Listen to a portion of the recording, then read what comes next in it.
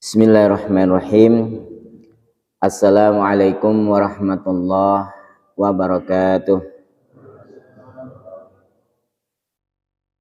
Alhamdulillah allazi bi ni'matihi tatimmus shalihat. Alhamdulillah allazi ahyana ba'dama amatana wa ilaihin nusyur. Ashhadu an la ilaha illallah wahdahu la syarikalah wa ashhadu anna Muhammadan abduhu wa rasuluh la nabiyya ba'da. Allahumma salli wa sallim ala Muhammadin wa ala alihi wa sahbihi ajmain wa ba'da. Kaum muslimin rahimani wa rahimakumullah. Pada pagi hari ini Ahad tanggal 8 ya. 8 9. Iya, lupa juga. Alhamdulillah kita masih diberi kesempatan oleh Allah Subhanahu wa taala yaitu kesehatan, dan yang kedua adalah waktu yang luang. As-sihah wal faragh. Merupakan kata Nabi sallallahu alaihi wasallam, kebanyakan di antara kita manusia tidak bisa menggunakan dua waktu yang sangat luar biasa ini. Tapi kadang-kadang ketika kita dilanda dengan satu musibah ataupun sakit, atau kadang-kadang waktu faronya kita disibukkan hanya untuk dunia, inilah yang kadang-kadang kita baru sibuk untuk mencari apa-apa yang diinginkan Allah. Tapi alhamdulillah kita dengan waktu sehat kita masih tetap terus kita melaksanakan ibadah. Dan yang kedua, terus kita di waktu yang kosong ini tetap kita cari karunia-karunia Allah, pahala-pahala Allah Subhanahu wa taala, walaupun dengan susah payah kita merangkak dari rumah kita berniat untuk mencari ilmu yang telah Allah tegakkan melewati lisan nabinya Muhammad sallallahu alaihi wasallam. Kenapa demikian? Karena di alam kubur pertanyaan yang nomor 4 ini pasti ditanya. Wa ma'ilmuka? Apa pengetahuan bagimu? Maka bagi orang yang beriman bisa menjawabnya adalah Al-Qur'anul Karim. Al-Qur'anul Karim. Al-Qur'anul Karim yaitu Al-Qur'an, amantu bih, aku beriman kepadanya, wa shadaqtu, dan aku membenarkannya. Nah, ini pertanyaan nomor 4 di alam kubur ini, salah satunya kita mempelajari ilmu Allah. Ya. Dan ini akan ditanya, kalau kita tidak mempelajari ilmu Allah, kita ditanya pasti jawabnya la adri. Aku tidak tahu. Nah, jadi ketika kita nanti ditanya, aku nggak tahu, apa yang kita lakukan di dunia? Dan ketika kita terus belajar Al-Quran, belajar sunnah Nabi sallallahu alaihi wasallam, maka kita tidak ada menjawabnya, aku nggak tahu, la adri. Tapi kita menjawabnya bil Quran, amantu bi wa shadaqtu. Dengan Al-Quran, aku telah beriman kepadanya dan membenarkannya. Nah, itu nanti kita mudah-mudahan bisa sukses untuk menjawab ketika di alam kubur kita. Kaum muslimin rahimani wa rahimakumullah. Ayat yang kita akan pelajari insyaallah 2 ayat, yaitu ayat penutup daripada surah Ali Imran. Pertama ayat 199 dan yang kedua adalah ayat yang ke-200. Sebab surah Al-Imran ini cuman 200 ayat, tapi panjang. tapi panjang ya. Nah, kalau mengupasnya 2 ayat atau 3 ayat atau 1 ayat ya, dan kemudian kita pahami kemudian bagaimana sih turunnya ayat, mengapa terjadinya demikian, itu sangat luar biasa, harus kita ketahui. Nah, baru nanti kita mulai menghafalnya ya, menghafalnya 5 ayat, 5 ayat atau 10 ayat, 10 ayat terus sampai ayat yang ke-200 daripada surah Al-Imran. Yang lebih penting bagi kita, surah Al-Baqarah dan surah Ali Imran ini merupakan 2 surat penentu di dalam kehidupan kita. Maka Rasulullah SAW ketika mengutus orang untuk berdakwah di suatu tempat, dia harus mengetahui tentang 2 surat ini, yaitu surah Al-Baqarah dan surah Ali Imran. Karena di dalamnya sudah terkandung makna-makna ibadah yang sangat luar biasa. Ketika sahabat, siapa yang hafal surah-surah di dalam Al-Quran? Maka anak-anak muda itu langsung menjawab, saya ya Rasulullah, surah Al-Baqarah dengan surah Al-Imran. Maka diutuslah pemuda ini untuk mendakwahkan Islam di suatu negeri. Dan ditanya, kalau misalnya kamu ditanya tentang Islam, apa yang kamu jawab? Bil Quran, dengan Al-Quran. Kalau nggak ada dalam Al-Quran, bisunnati Nabi Muhammad SAW. Kalau nggak bisunnah, nggak terdawab, maka dengan apa kau? Biro'yi, dengan kekuatan pengetahuanku. Nah, ini suatu hal yang harus kita lakukan. Belajar ini merupakan suatu hal yang wajib. Thalabul ilmi faridatun ala kulli muslimin wal muslimatin. A'udzubillahi minasyaitonir rajim. Wa inna min ahlil kitabi laman yu'minu billahi wa ma unzila ilaikum wa ma unzila ilaihim khashi'ina lillah la yashtaruna bi ayatillahi thamanan qalila ulaika lahum ajruhum 'inda rabbihim innallaha sari'ul hisab.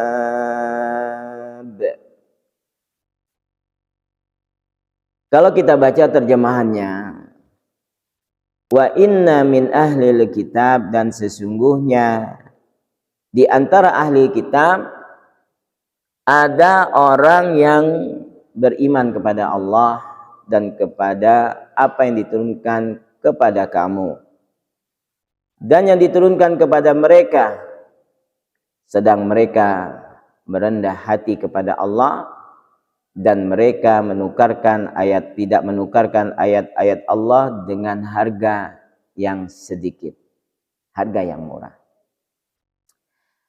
Mereka memperoleh pahala di sisi Tuhannya. Sesungguhnya Allah amat cepat perhitungannya. Ini Quran surah Ali Imran ayat 199. Ayat ini menjelaskan ada 3 pendapat mengenai tentang turunnya ayat ini. Jadi di dalam Islam itu Allah tidak mengenal siapapun kita sebagai manusia. Allah tidak mengenal daripada bentuk kita. Allah tidak mengenal daripada warna kulit kita. Allah tidak mengenal daripada segala apapun yang ada pada diri kita. Yang penting kita ini dinamakan dengan manusia, baik laki-laki maupun perempuan. Ya, tidak lihat oleh Allah entah dari suku manakah dia, entah dari ras manakah dia, entah dari bangsa manakah dia. Di dalam Islam Allah tidak lihat itu semua, gambaran-gambaran kita sebagai manusia. Tetapi yang Allah lihat adalah tawakal kita, akhlak kita. Bagaimana kita mengamalkan Islam sesuai dengan keinginan Allah. Rasulullah pun telah menjelaskan, innallaha la yanzuru ila ajsamikum wala ila suwarikum walakinallaha yanzuru ila qulubikum. Jadi kata Rasulullah, Allah tidak melihat dari bentuk-bentuk kita, gambaran-gambaran kita, tetapi Allah hanya melihat apa yang ada di dalam hati kita, ketakwaan kita, bagaimana rasa tunduk kita kepada Allah Subhanahu wa taala.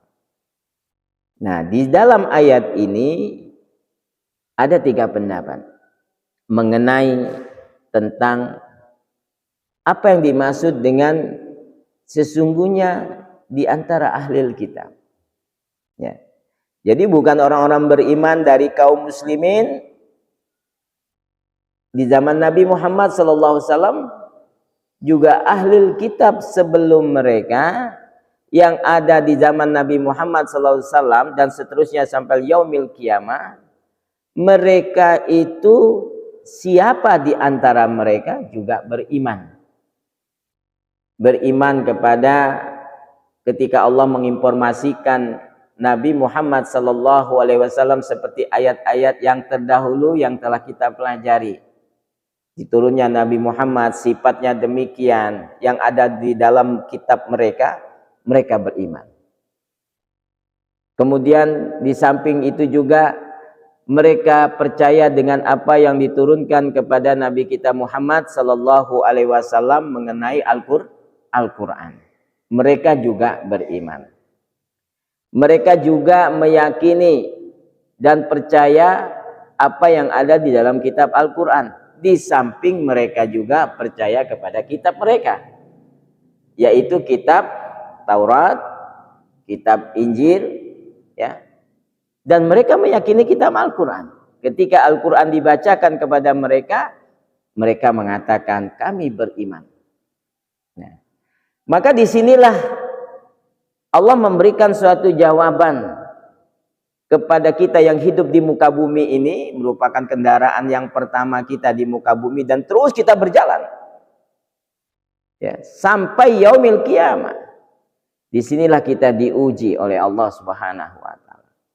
Baik kita memang betul-betul bukan dari ahli kitab maupun mereka yang berdasarkan dari ahli kitab. Mereka baik dari kaum Nasrani, baik mereka adalah kaum Yahudi maupun kaum muslimin ketika di zamannya Nabi Muhammad SAW. Nah, barang siapa di antara mereka yang meyakini Allah, beriman kepada Allah, meyakini kenabian Nabi Muhammad SAW,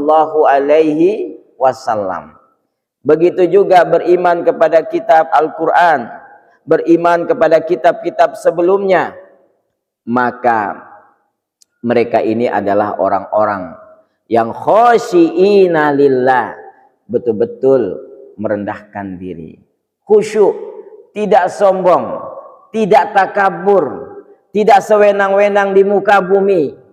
Mereka adalah orang-orang yang berpijak di dalam kebenaran, dan mereka tidak takut mati, tidak takut diintimidasi, tidak takut dicemoohin, tidak takut dibully. Tapi mereka inilah merupakan orang-orang yang hanya tunduk kepada Allah Subhanahu wa taala. Maka di situ ada kalimat khosyi'ina lillah. Mereka selalu mengikuti perintah Allah Subhanahu wa taala dan selalu menjauhi larangan-larangan Allah Subhanahu wa taala. Itu yang dinamakan dengan takwa. Mereka orang-orang yang bertakwa, menegakkan amal ma'ruf nahi mungkar. Mereka berlaku lurus di dalam agamanya, walaupun mereka bermusuhan dengan iblis yang selalu menggoda mereka. Nah, pendapat pertama ini adalah turunnya ayat ini ketika di dalam riwayat yang pertama Raja Najasyi. Jadi sebagian berpendapat bahwa maksud adalah As-Somah An-Najasyi. As-Somah ini adalah Raja Nasrani pada waktu itu, Raja An-Najasyi. Dan ayat ini turun berkenaan tentang dengannya, tentang Raja Najasyi ini, Di dalam hadis yang diriwayatkan Isham bin Rawad bin Al-Jarrah, jadi menceritakan kepada kami, ia berkata, bapakku menceritakan kepada kami, kemudian ia berkata, Abu Bakar Al-Huzali menceritakan kepada kami dari Sa'id bin Musayyab, ya, dari Zabir bin Abdullah, ia berkata, sesungguhnya Nabi Shallallahu Alaihi Wasallam bersabda, keluarlah kalian dan sholatkanlah saudara kalian. Maka daripada itu beliau lalu mengimami kami dan bertakbir sebanyak 4 kali. Sebanyak 4 kali. Ini di dalam sholat jenazah ghaib. Sholat jenazah ghaib. Kenapa? Karena Raja Najasyi itu meninggal bukan di tempatnya Rasulullah SAW, di tempat yang sangat jauh. Tetapi berita itu sampai ke Rasulullah SAW, sehingga Rasulullah memerintahkan kepada para sahabatnya, keluarlah kita untuk menyolati saudara kita. Ya, siapa saudara kita di sini? Beliau lalu berkata, ini adalah Ashamah An-Najasyi, yaitu Ashamah rajanya Najasyi. Maka orang-orang munafik di antara Rasulullah SAW lalu berkata, lihatlah orang ini. Lihatlah orang itu menyolatkan orang kafir asing yang beragama Nasrani. Padahal dia tidak pernah melihatnya. Maka turunlah ayat ini untuk memberi suatu jawaban. Bahwasannya informasi walaupun jauh, Allah beritahu kepada Nabi-Nya Muhammad Sallallahu Alaihi Wasallam, wa inna min ahlil kitab lama yu'minu billahi, sampai seterusnya. Dan sesungguhnya di antara ahlil kitab, barang siapa yang beriman kepada Allah, beriman kepada kitabullah, beriman kepada kitab yang diturunkan kepada kalian, yaitu Al-Quranul Karim. Ini menunjukkan orang-orang munafik yang tidak tahu tentang apa yang Rasulullah perbuat. Kemudian diinformasikan Allah kepada Rasulnya, dan Rasulullah kemudian membeberkan ayat ini. Menunjukkan bahwa Alkitab, Al-Quran itu merupakan mukjizat yang sangat luar biasa. Mukjizat yang tidak bisa kita remehkan. Mukjizat yang sampai saat ini orang banyak tidak mempedulikan, ya. Sehingga dia sibuk dengan selain Al-Quran, sibuk dengan kehidupan-kehidupan yang zinatul hayatid dunia, ya, zinatul hayatid dunia, perhiasan-perhiasan. Sehingga Al-Quran ini ditelantarkan, hanya dibikinkan senda gurau belaka, hanya dibuat hanya sebagai lapisan yang melapisi kehidupan dunia untuk mendapatkan dunia.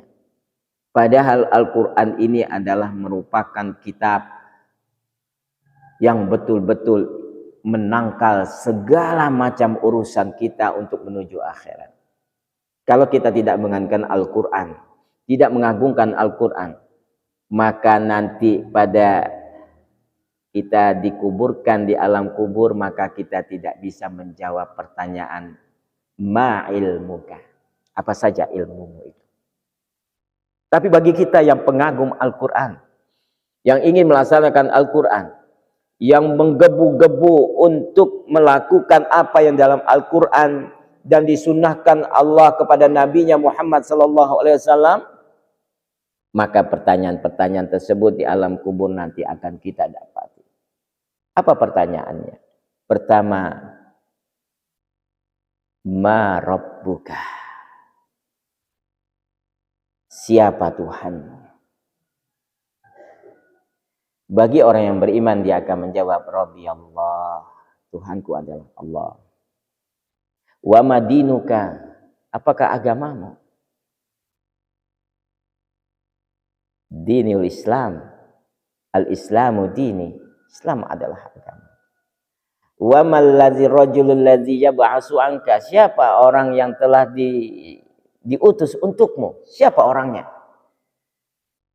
maka orang beriman akan bisa menjawab Muhammad sallallahu alaihi wasallam nabiyyi rasuluka, nabiyyi rasuluka, adalah nabiku dan rasulmu ya Allah.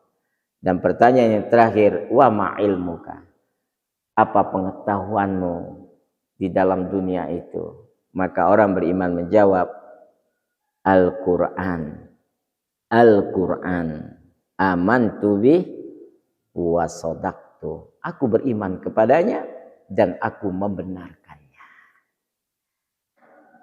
Setelah itu turunlah yunadi munadi yunadi minas sama, langsung dari langit itu berkata afrishuka minal jannah, kasih spring bed dia dari sorga. Spring bed, tempat tidur di kuburan. Orang yang beriman ketika dia sukses menjawabnya itu karena keimanan dan amal dia terhadap Islam di dunia, langsung dari langit sana berkata, turunkan spring bed dari surga. Albisuhu, kemudian pakaikanlah pakaian minal jannah dari surga. Waftahu, kemudian buka baginya baban minal jannah dari surga. Buka pintu surganya. Kemudian rih misk, bau wangi minyak kasturi yang dari surga itu menghembus kepadanya. Wa wasi qabrahu qabral basar badal basar, kemudian luaskan kuburannya sejauh mata memandang. Langsung dibuka luas kuburannya. Disitulah dia menikmati di alam kuburnya sampai yaumil qiyamah dengan spring bed dari sorga, pakaian dari sorga, dibuka pintu menuju ke sorga dan bau minyak kasturi sampai kepadanya, kemudian kuburannya diperluaskan. Setelah itu datang seseorang yang berwajah ganteng, ya, tibul wujuh, dengan sangat luar biasa. Kemudian dia mengatakan, man anta, siapa kamu? Maka dia menjawab, ana amaluka sholeh, saya adalah amalmu yang baik itu di dunia. Ya, dia bergembira dengan semuanya ini. Dia senyum sampai yaumil qiyamah. Tetapi bagi orang-orang yang kafir, bagi orang-orang yang tidak mengindahkan agamanya, bagi orang-orang yang sombong, yang durhaka, yang celaka, maka ketika ditanya marabbuka, apa jawabannya? Kata Nabi SAW dalam Al-Bara' bin Azib, dalam hadis Al-Bara' bin Azib, la adri, kudak tahu. Ketika ditanya madinuka, apa agamamu? Maka di alam kubur itu dia menjawab, la adri, aku tidak tahu. Ketika tanya marrajulul ladzi yab'asu anka, jawabnya juga sama, la adri, aku tidak tahu. Wa ma ilmuka, aku tidak tahu. Maka ketika itulah suara dari langit memanggil kepadanya, bawakan tempat tidurnya dari neraka. Pakaikan dia dengan pakaian neraka. Kemudian buka pintu neraka dan panas itu menghampiri dia. Sempitkan kuburannya, maka dia dihimpit dengan kuburannya. Setelah itu datang seseorang yang dengan wajah yang sangat jelek, hitam, sangat luar biasa jeleknya. Dan dia mengatakan, man anta, ana amalukal qabih, sayalah amalmu yang jelek itu sewaktu kau di dunia. Dipukullah dia sampai jadi debu, kemudian Allah bangkitkan lagi, dipukul lagi menjadi debu. Begitulah siksaannya sampai yaumil qiyamah, dihimpit dengan kuburannya. Ini semua tercantum di dalam hadis Nabi Shallallahu Alaihi Wasallam dalam Al-Bara' bin Azib. Dan inilah yang ditalkinkan kepada hadirin ketika mereka di Madinah menguburkan seorang Al-Ansor. Nabi mentalkinkan kepada yang hadir tentang bagaimana kehidupan kematian, bagaimana kehidupan seorang beriman dicabut nyawanya sampai ditanya sampai akhir, kemudian bagaimana kehidupan orang-orang kafir ketika dicabut nyawanya sampai dia terakhir menghadapi kuburannya. Ya, kalau nggak percaya cobalah. Kalau nggak percaya cobalah. Ya, kita tidak main-main nih ngomong ini hadis Nabi SAW. Kalau tidak percaya coba, nak nantang ya coba kita lihat. Ya, maka jangan heran ketika waktu itu tidak ada kata Nabi SAW yang bisa mendengar siksaan alam kubur. Di akhir hadis itu hanya ada dua, hanya ada satu, yaitu selain manusia dan jin. Selain itu bisa mendengar bagaimana teriakan orang disiksa di alam kubur. Jadi kalau ada anjing lewat situ kemudian dia mengaung-ngaung, anjing itu mengerti dan diberi Allah untuk tahu alam kubur itu macam itu siksanya. Tapi kalau kita diberi tahu bagaimana siksaannya ketika kita lewat kubur orang disiksa, kemungkinan kita ini tidak perlu diuji dah. Pasti langsung datang ke masjid sujud kepada Allah. Pasti tidak mau sewenang-wenang dalam kehidupannya. Pasti dia menegakkan yang namanya amanah itu dengan betul-betul, tidak berkhianat. Pasti orang itu akan mendapatkan satu kebenaran ketika diberikan amanat kepadanya. Tapi begitulah Allah menguji kita. Allah cuma menginformasikan melewati nabinya bagaimana di alam kubur. Bagi kita yang percaya, maka kita pun setengah mati untuk melakukan kebaikan-kebaikan. Tapi bagi mereka yang ingkar, mereka semena-mena dalam kehidupan dunia ini. Ya, walaupun kita kasih tahu hadis ini, apa itu cuma cerita-cerita ustadz saja itu. Itu hanya dongeng-dongeng orang-orang terdahulu. Iyalah. Ya. Ika nak ngatakan apa, silakan. Nak ngatakan itu dongengan lah, itu adalah ini imajinasi nabi kalian lah itu. Ya, itu hal-hal yang tidak berguna lah. Lah. Pas dia ngerasa ketika di alam kubur nanti baru dia tahu. Bener dulu tuh ngapain kita tidak dipercaya. Inilah pentingnya. Jadi agama Islam ini merupakan agama penyempurna. Al-Quran dan Sunnah Nabi SAW itu adalah merupakan ilmu bagi kita untuk diterapkan dan untuk menghadapi akhirat kita. Dunia ini bukan tujuan kita. Bukan tujuan kita ingin kaya. Bukan tujuan kita ingin bermegah-megahan. Bukan tujuan kita ini untuk mengambil zinatul hayah ad-dunya. Padahal kata Allah, innamal hayatud dunya illa wa mal hayatud dunya illa laibu walahu illa mata'ul ghurur. Tidaklah kehidupan dunia ini hanyalah penipuan saja bagi kita. Maka kehidupan orang kafir pada ayat yang sebelumnya, la yaghurrannaka taqallubul ladzina kafaru fil bilad.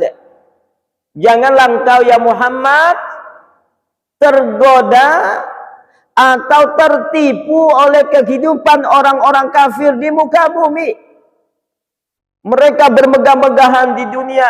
Mereka menjalankan aksi-aksi game online mereka, perjudian mereka, prostitusi mereka. Mereka mendapat hasil dari itu. Mereka triliunan dia dapat. Jangan tertipu, wahai Muhammad sallallahu alaihi wasallam. Jangan tertipu pengikut Nabi kita Muhammad sallallahu alaihi wasallam. Itu adalah suatu tipuan-tipuan dunia yang kecil. Tidak diartikan. Tidak ada sedikit pun. Tapi itu merupakan tipuan-tipuan kita. Kehidupan kita nanti di akhirat. 99 rahmat Allah subhanahu wa ta'ala menanti kita. Satu rahmat yang Allah taruhkan di dunia ini yang kita rebutkan, tipuan-tipuan yang kita katanya untuk mencari itu dunia. Padahal itu satu rahmat Allah dalam riwayatnya Muslim. Tapi 99 rahmat belum Allah kasih di dunia. Tapi nanti Allah kasih bagi orang-orang al-abror. Orang-orang yang taat kepada Allah subhanahu wa ta'ala. Maka kita berusaha semaksimal mungkin di dunia ini untuk saling membantu. Melewati BMM ini kita sibuk untuk melakukan terhadap hubbus masakin, mencintai orang-orang miskin. Kita sibuk untuk melayani mereka. Kita sibuk untuk supaya mereka terbantu, tertolong. Hubbul masakin, wadanui ilaihi, dan mendekati mereka. Karena inilah merupakan suatu ladang amal bagi kita. Alhamdulillah. BMM bekerja sangat luar biasa. Jangankan 5 RT, bila perlu sebangka barat ini ditanggung oleh BMM Darul Abror ini. Dan kaum mustahikun, kaum-kaum yang betul-betul mempunyai jiwa-jiwa menjadi penolong, dia menyertakan sedikit dari rezeki Allah itu. Ya Allah, dengan rezeki yang sedikit ini aku bantu ya Allah.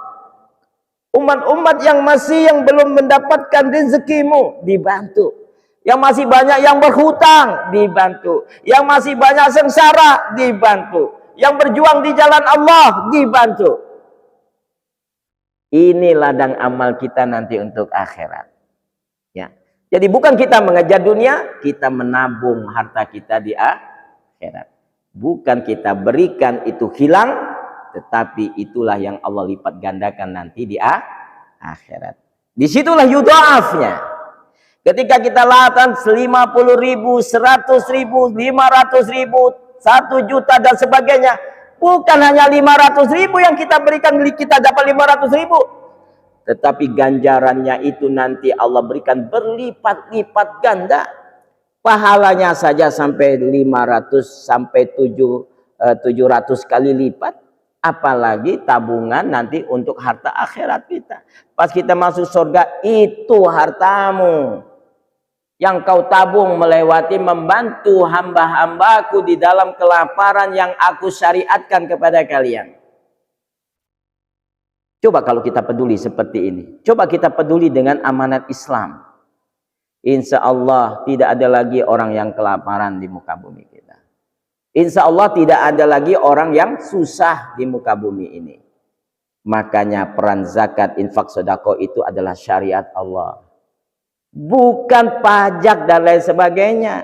Zakat, infak, sedekah itu yang disyariatkan Allah, yang tertulis dalam Al-Quran, yang disyariatkan kepada nabinya, dan nabinya menghimbau kepada seluruh manusia untuk melaksanakan itu semua.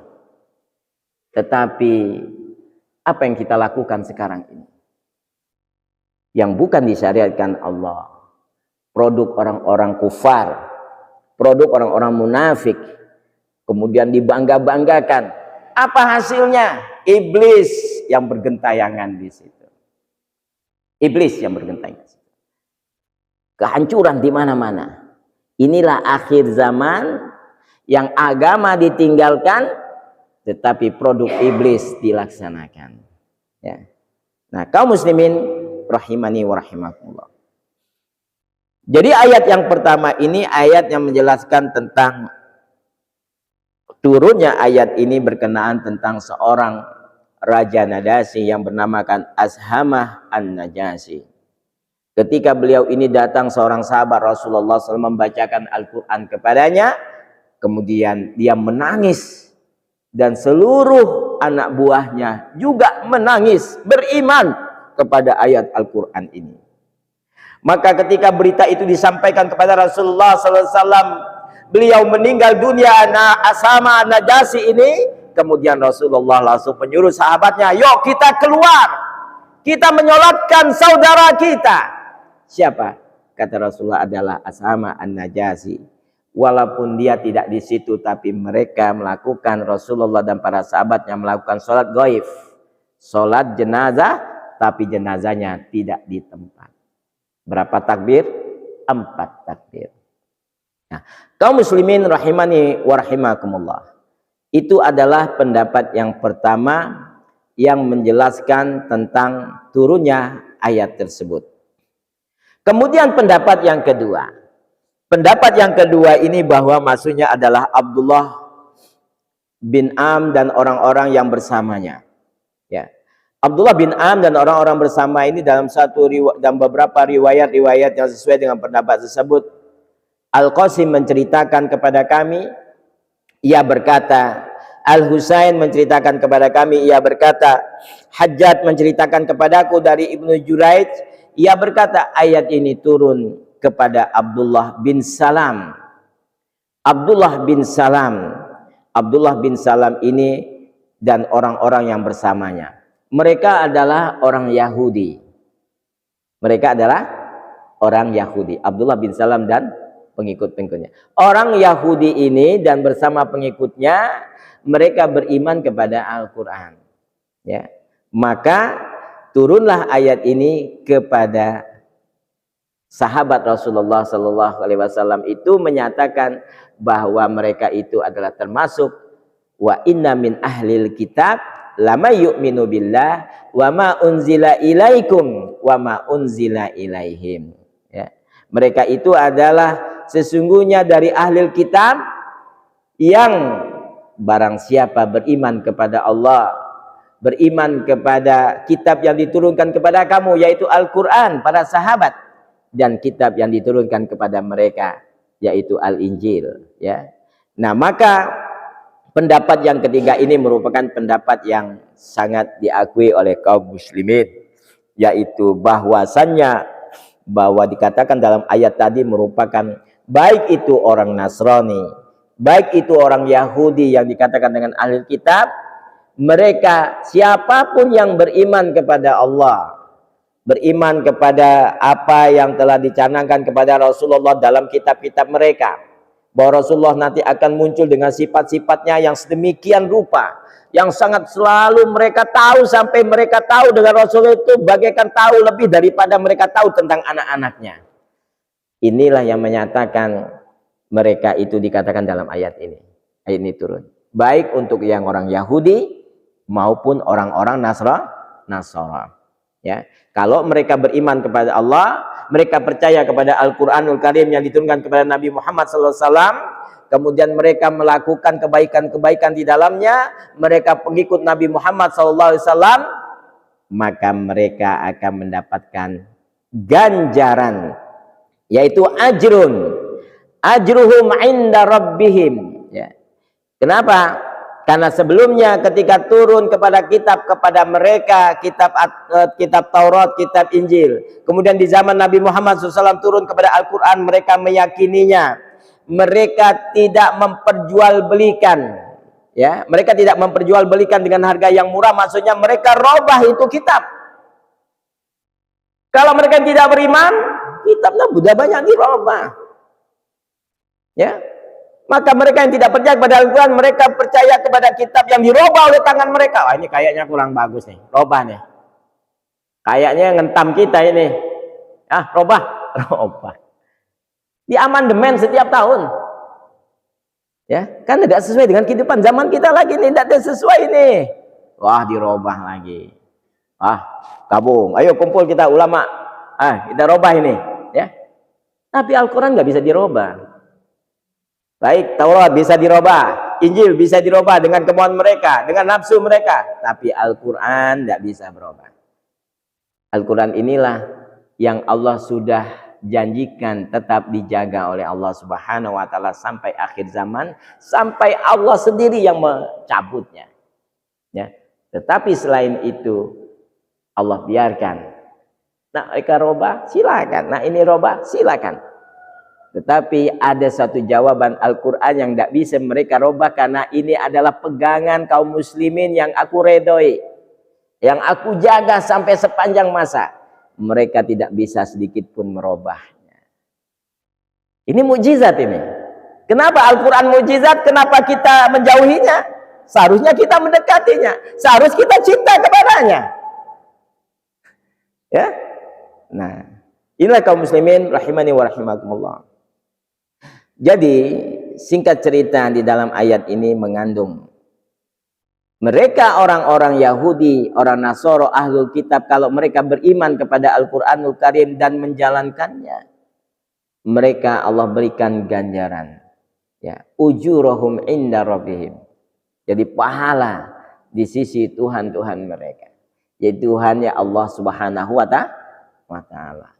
Jadi begitulah proses di dalam Islam itu, maka Allah tidak memandang siapapun. dari ras manapun, dari suku manapun. Tidak ada yang lebih istimewa. Ada. Ya ayyuhan nas, wahai manusia, inna khalaqnakum min zakari wa unsa. Aku ciptakan kalian itu dari laki-laki dan perempuan. Wa qabaila lita'arafu, baik itu bersuku-suku, berbangsa-bangsa. Tidak dipandang oleh Allah, saling kenal mengenal kalian.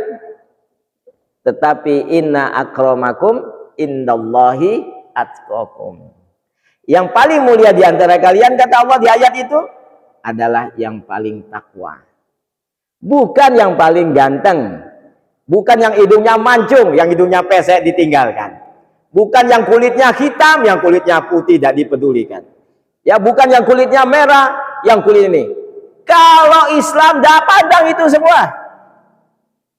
Yang dipandang oleh Allah, siapa yang bertakwa, baik itu kulitnya hitam pekat, tinggal kelihatan giginya yang putih, cuma telapak tangannya saja yang putih, kulitnya hitam. Seperti siapa? Luqmanul Hakim. Ya, rambutnya keriting ikel. Kulitnya hitam legam, matanya blok. Giginya yang kelihatannya putih. Tapi Allah lukiskan dia, abadikan di dalam Al-Qur'an surah Luqman. Dia adalah orang yang sangat luar biasa, bukan dari kalangan nabi. Kalangan manusia biasa, tetapi dia adalah orang yang sangat bijaksana di dalam berkata. Luqmanul Hakim, yang memberikan nasihat kepada anaknya, ya bunayya la tusyrik billah, wahai anakku jangan kau syirik kepada Allah, inna syirka la zulmun azim, sesungguhnya kesyirikan itu merupakan kezaliman yang sangat luar biasa. Orang kulit hitam, ya, yang sangat luar biasa, tapi Allah muliakan dia. Jadi adakah harapan bagi kita untuk menjadi bertakwa? Banyak. Jangan hanya orang ganteng aja yang bisa, wah ini kayak masuk surga nih, kita masuk surga ini. Enggak dipilih siapapun. Ya. Yang masuk neraka silakan. Bukan orang jelek saja masuk neraka. Mungkin banyak orang yang ganteng sekarang ini masuk neraka. Ya kan? Nah, jadi kalau untuk akhirat itu, di dalam beberapa riwayat Rasulullah mengatakan, yang masuk surga itu aku dengan bersama orang-orang miskin. Maka kata Abdurrahman bin Auf itu, kalau gitu aku ingin jadi orang miskin ini. Aku ini kaya nih. Tidak bisa nih aku nak jadi miskin nih, apa sadar Rasulullah tuh kok bersama Rasulullah tuh orang miskin yang masuk surga. Kan? Uangnya banyak. Setelah itu ada satu peristiwa, korma orang jadi busuk, tidak siapa yang beli. Dia beli semuanya, habis uangnya dia beli semua. Dibeli semua korma yang busuk-busuk itu supaya dia ingin menjadi orang miskin. Ya. Setelah diborong seluruh Madinah korma yang busuk, dia simpan di gudangnya. Ternyata di Yaman ada penyakit, obatnya korma yang busuk. Berlipat-lipat ganda orang beli korma yang busuk itu. Akhirnya tidak jadi kaya, tidak jadi miskin dia. Bertambah-tambah kekayaannya. Waduh, pusing. Abdullah bin Wahab. Maka daripada itu, kalau sudah garisnya Allah takdirkan dia kaya, mungkin susah miskin. Tapi keberhasilan Abdurrahman bin Auf ini adalah orang yang beriman dan bertakwa. Walaupun dia kaya, tetapi dia selalu membantu perjuangan kaum muslimin. Apa dia belikan? Apa yang untuk kaum muslimin susah, dia bayar semua. Ada nggak orang kaya-kaya seperti Abdurrahman bin Auf, seperti Utsman bin Affan? Kata Rasulullah, ini sumur Yahudi punya. Mana kata Utsman bin Affan? Ini berapa kau jual? Ku bayar berapa kali lipat hargamu? Ku bayar. Dibayar oleh Utsman bin Affan. Ya, ada nggak orang seperti ini? Orang kaya seperti ini? Mungkin 1 berbanding 1000. Ya, Utsman bin Affan merupakan orang yang sangat dermawan dan sangat cinta kepada Rasulullah SAW. Tapi kalau Abu Bakar adalah orang yang sangat luar biasa setianya. Apapun katanya Rasulullah itu diapakan, pokoknya ku percaya kepada Rasulullah. Ada orang yang seperti ini. Ya, sampai dia korbankan seluruhnya. Sampai hartanya dia korban, semua hartaku untuk perjuangan Islam. Yoh, kamu apa ya Abu Bakar? Cukup Allah dan Rasulnya saja. Ada orang seperti ini, mengorbankan seperti Abu Bakar yang tidak ada saingannya. Utsman pun geleng-geleng kepala, tidak sanggup mengalahkan Abu Bakar karena sangat luar biasa kecintaannya dan perjuangannya untuk agamanya. Baik, hanya ini yang dapat kita sampaikan, satu ayat. Mudah-mudahan ayat terakhir nanti akan datang pada ayat 200, dan ingatkan mudah-mudahan ayat tersebut merupakan ayat terakhir di dalam kajian kita pada surah Ali Imran. Nanti kita akan masuk surah An-Nisa insyaallah. Dan hanya ini dapat kita sampaikan. Subhanakallah wa bihamdi, asyhadu an la ilaha illa anta astaghfiruka wa atubu ilaik. Wa akhiru da'wana alhamdulillahi rabbil alamin. Assalamualaikum warahmatullahi wabarakatuh.